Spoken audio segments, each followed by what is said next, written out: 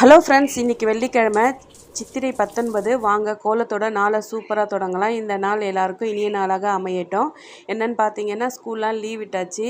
நான் போடுற கோலமாக இருக்கட்டும், சமையல் வீடியோலாம் உங்களுக்கு பிடிச்சிருந்தா அப்படியே லைக் பண்ணி எனக்கு ஒரு ஷேரும் பண்ணுங்கள், கமெண்ட்டும் பண்ணுங்கள், முடிஞ்சால் சப்ஸ்கிரைபும் பண்ணுங்கள். இன்றைக்கி காரக்குழம்பு வச்சுட்டு சாப்பாடு செஞ்சுட்டு கேரட் பொரியல் தாங்க பண்ணேன். நான் சொல்கிற ஒரு சில டிப்ஸ் உங்களுக்கு பிடிக்கும்னு நினைக்கிறேன்.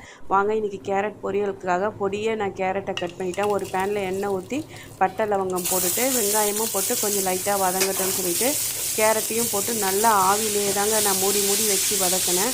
அதுக்கு மேலே மஞ்சள்தூள், மிளகாத்தூள் கொஞ்சம் கூடவே போடும். ஏன் நமக்கு அந்த கேரட்டோட இனிப்பு கொஞ்சம் பிடிக்காது. அதனால் அந்த இனிப்பை அடக்கிறதுக்கு கொஞ்சம் காரமாகவே போட்டு உப்பு போட்டு நல்லா மூடி வச்சு, தண்ணிலாம் எதுவுமே கிடையாது, மூடி வச்சு வதக்கிட்டு நான் முதல்ல 3 முட்டை ஊற்றலான்னு பிளான் பண்ணேங்க. அப்புறமா கொஞ்சம் கம்மியாக இருக்கிற மாதிரி 4 முட்டை உடச்சி ஊற்றி கேரட் முட்டை பொரியல் ரெடி ஆகிடுச்சு. ட்ரை